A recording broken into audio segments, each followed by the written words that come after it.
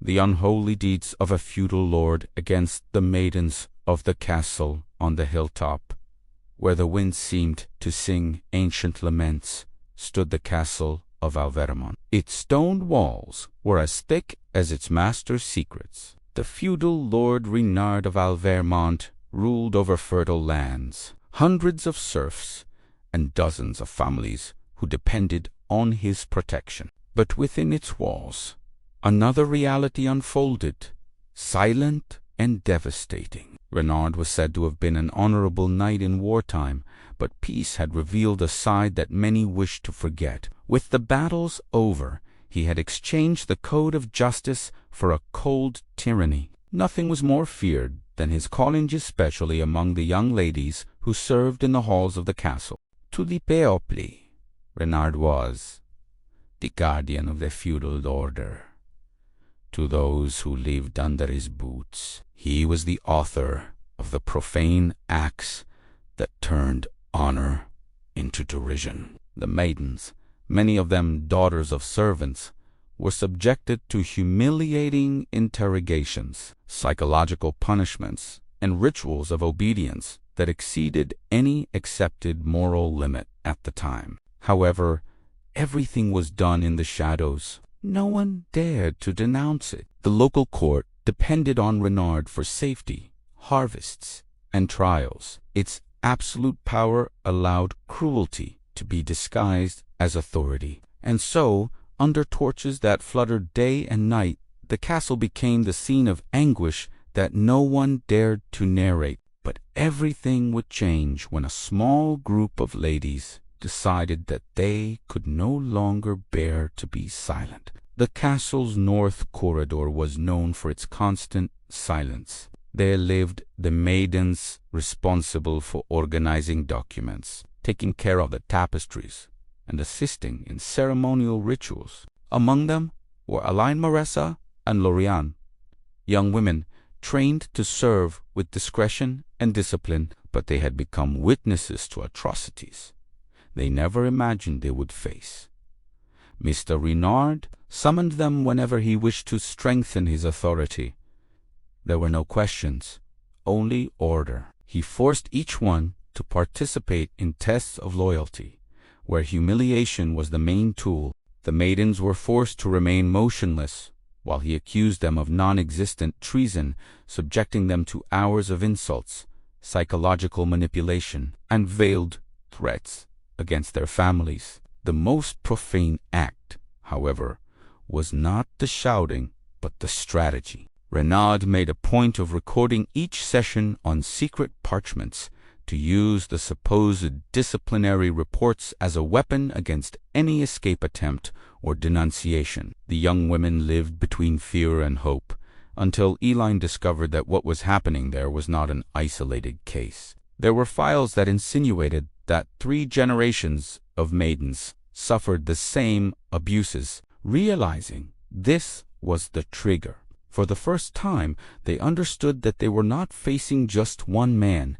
but an entire system shaped to allow their tyranny. Elaine, moved by the courage that is born of despair, decided to investigate the secret files stored in the southern sector of the castle. Access was forbidden, but she knew that there was hidden evidence of the profane acts of the feudal lord. In the dead of night, using keys stolen from the quartermaster's office, she descended the stairs that led to the underground archive. The smell of ancient parchment mingled with dust and mold. Entire shelves carried records of trials, harvests, wars, and decrees. But she was looking for something specific.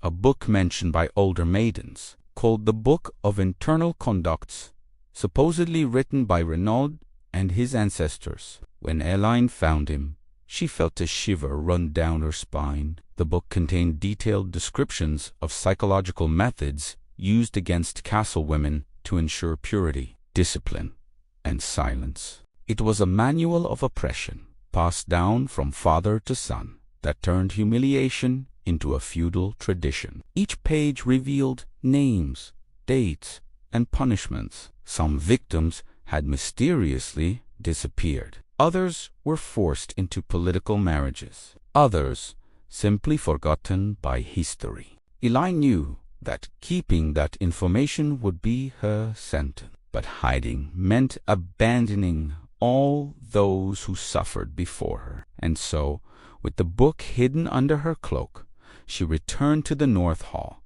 ready to light the first flame of revolt. In the castle, rumors were dangerous, but that morning something different circulated among the halls. A murmur that Renard had discovered that documents had disappeared from the archives. He didn't know who was responsible, but his fury was evident. He summoned the maidens to the main hall. With his face stiffened and his hands behind his back, he announced that someone had insulted the Alvermont order. His eyes ran across each face like blades in search of a victim. Maressa almost fainted. Lorien held his hand so it wouldn't tremble. Elaine, however, stood firm. I knew that now there was no going back. The feudal lord described a new rule. All maidens would be subjected to daily interrogations until the culprit was found. He spoke as if he were a guardian of morals, but his posture revealed something darker, the pleasure of absolute control. And as he spoke, the walls seemed to watch. The ancient walls, which had once seen wars and pacts, now witnessed the beginning of a silent rebellion. Something was about to break. That night, the maidens gathered in secret at the wheat storehouse, where the noise of rats drowned out forbidden conversations.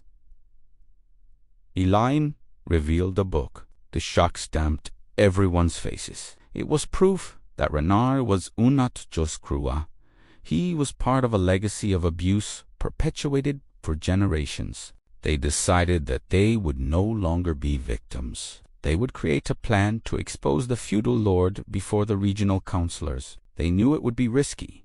Many of the advisors were allies of Renard, dependent on his influence and rewards. But some still preserved honor. The strategy would be simple. Spread copies of the most incriminating pages and place them in the places where noble visitors passed. They could not meet him with swords, but they could attack him with what he feared most, the truth. The group sealed a pact of silence and courage. For the first time in years, they felt hopey. Renard realized that he was losing control when rumors about his conduct began to emerge among merchants and travelers. Angered, he intensified the regime of terror. He isolated the maidens in their chambers, forbade going out after sunset, and installed guards to watch their every move. To justify his brutality, he declared that there was an enemy conspiracy trying to overthrow the feudal order. The inflammatory speech sought to transform his tyranny into patriotism. But the more he tried to silence, the more he fueled suspicions. The servants began to notice his aggressive behavior. The court, once obedient, now murmured about exaggerations, cruelties, and abuses. The tension was so great that the torches seemed to burn weaker. The entire castle was on the brink of a storm. The regional council would meet at the castle in 3 days. It was the perfect opportunity. Elaine and the other maidens chose passages from the book that mentioned illegal punishments and systematic humiliations. During the night, they left copies in the chambers of the councillors between the pages of the harvest reports, and even inside the covers of the ceremonial robes. Nothing would escape the eyes of visitors. On the day of the meeting, Renard appeared with haughty speeches bearing the symbol of feudal power. But there was unrest in the hall. Some councillors held scrolls with trembling hands. Others viewed him with suspicion. When the documents were finally displayed on the table, the silence cut through the air like a blade. Renard turned pale for the first time. There, in ancient letters, was his moral condemnation. The court was divided. Some refused to believe it, calling the documents forgeries. But another part, especially those who were already suspicious of Renard's methods, demanded an immediate investigation. The feudal lord tried to defend himself with inflammatory speeches, accusing imaginary enemies. However, the more he spoke, the more he revealed contradictions. Some maidens, encouraged by the impact of the trials, mustered up the courage to testify anonymously. The pressure was increasing. The one who once seemed untouchable now seemed smaller, exposed, vulnerable. The castle, once a symbol of power, was now the scene of moral judgment. The investigation revealed decades of abuse and manipulation. The evidence was incontrovertible. Renard tried to flee in the dead of night, but was captured by the guards themselves, who finally saw who he really was. The councillors decreed his immediate removal and his arrest. The castle was handed over to the temporary command of magistrates chosen by the court. The maidens, once prisoners of silence, now walked the corridors with their heads held high. They had exposed the most feared of feudal lords, using only courage and truth. And so, the walls of Alvermont, which had for so long held dark secrets, finally breathed a sigh of relief. With Renard deposed, life at the castle began to change. The new stewards rebuilt bonds of trust, created fairer codes of conduct, and offered maidens the freedom they never imagined. The forbidden book was turned into historical evidence and placed in the custody of the council, so that never again would a feudal lord use traditions to justify tyrannies. The young women who had once trembled were now a symbol of resistance. They were not armed warriors, but their voices had overthrown a tyrant. And so, Alvermont Castle went from being a place of shadows to becoming a monument to the quiet courage of women who stood up to an entire system. May your story remain alive to remind you that no power is absolute and that truth always finds a way. If this story touched you, keep following our content. The truth needs witnesses, and you can be one of them.